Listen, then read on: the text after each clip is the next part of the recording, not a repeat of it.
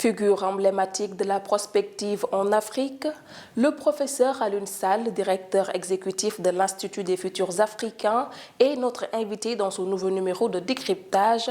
Avec une riche expérience au service du développement continental et des grandes institutions internationales, il nous livre une analyse pointue des défis et des opportunités qui façonneront l'avenir du continent. Professeur Alioune Sall, bienvenue sur Africa 24. Pouvez-vous nous parler de l'Institut des futurs africains, de ses missions, de ses objectifs et de l'impact qu'il a eu sur le développement prospectif des pays africains? L'Institut existe depuis 2002 et il a été créé pour pouvoir répondre aux besoins des communautés africaines, et des peuples africains, d'avoir une vue sur leur devenir et ne pas subir simplement leur avenir. Il est donc question, à travers cet institut, de renforcer les capacités des pays, des nations, des communautés à cesser de subir la dictature des urgences et à lui substituer le pilotage d'un avenir possible.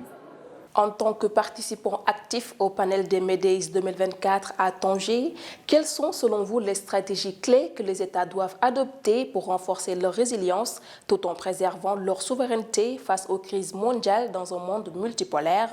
La première stratégie devrait consister à ne pas se laisser envahir par des considérations ou par des stratégies exogènes. L'Afrique est ouverte, elle est ouverte au monde, il faut s'en féliciter, mais il n'est pas souhaitable qu'elle soit le réceptacle de conflits qui sont nés ailleurs, ni qu'elle se retrouve à jouer les supplétifs dans un camp ou dans un autre. Je crois que cela est très important. La multipolarité étant au cœur des discussions des Médéis 2024, comment analysez-vous l'évolution des relations internationales dans ce contexte et quelles opportunités cela pourrait-il créer pour une coopération plus équilibrée entre les nations? Je crois qu'il faut éviter de tomber dans le piège des généralisations rapides. Le monde dans lequel on est, il est à certains égards unipolaire. Sur certaines questions, la supériorité d'un pays est évidente.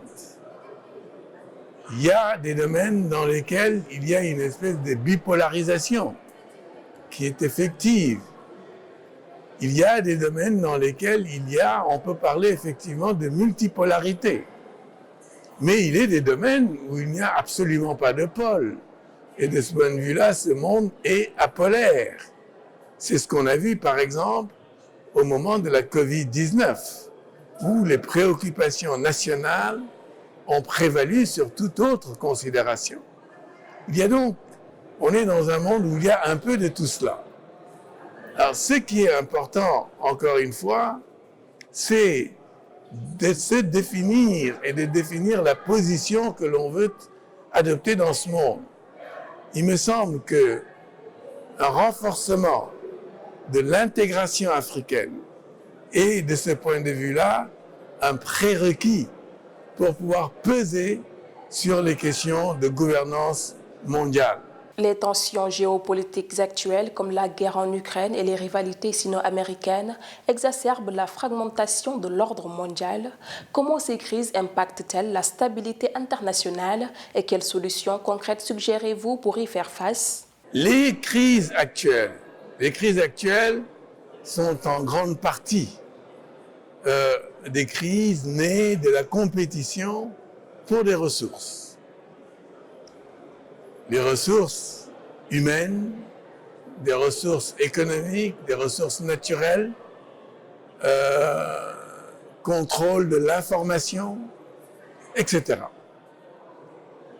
Et ces crises s'exacerbent au fur et à mesure qu'il y a diminution de ces ressources ou au contraire, arrivée sur le marché de nouveaux compétiteurs.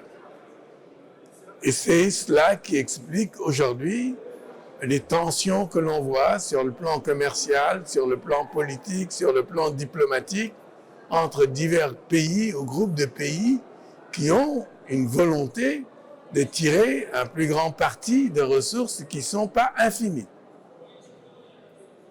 Il se trouve que certaines de ces ressources, beaucoup de ces ressources même, sont africaines, qu'il s'agisse des ressources naturelles ou des ressources démographiques. L'Afrique étant un continent en pleine croissance démographique et étant appelé à connaître une croissance démographique forte dans les années à venir. Ce qui est important dans un tel contexte, c'est de faire en sorte que le bonus démographique dont l'Afrique jouit aujourd'hui soit transformé en un dividende démographique, qu'il y ait donc une valorisation du capital humain par le biais de l'éducation, par le biais d'une santé améliorée, par le biais d'un emploi plus significatif, singulièrement un emploi des jeunes et des femmes qui sont un tout petit peu les laissés pour compte. Comment les Medays 2024 abordent-ils les défis majeurs auxquels l'Afrique et les pays du Sud font face, tels que la sécurité alimentaire, la transition énergétique et les crises environnementales, et quelles initiatives concrètes pourraient soutenir ces pays dans leur quête de développement durable? Mais les Medays offrent une opportunité pour en discuter. C'est d'abord ça. Ensuite, il offre une opportunité pour des acteurs publics, privés et pour des opérateurs, pour des organisations de la société civile d'échanger leur point de vue sur des initiatives qui sont en cours et qui sont envisagées pour faire face à ces défis. Je crois que c'est déjà là un bon point, c'est une bonne base pour aller plus loin, parce que tant qu'on ne connaît pas la situation qui prévaut sur ces différents fronts, on ne peut pas agir de façon efficace. Les Medays 2024 mettent en avant des approches diplomatiques innovantes pour renforcer la coopération internationale et la gouvernance multilatérale. Selon vous, quelles sont les clés pour construire un polymonde stable et résilient face aux crises mondiales actuelles? Il faut accepter qu'il y a de la diversité dans ce monde et il faut accepter que le futur ne peut pas faire fi de la diversité. Il faut accepter que le monde sera d'autant plus riche qu'il pourra faire place à la diversité. Professeur Alioune Sall, merci d'avoir répondu aux questions d'Africa 24. Merci à vous de nous avoir suivis. Retrouvez ce programme en intégralité sur MyAfrica 24 et africa24tv.com.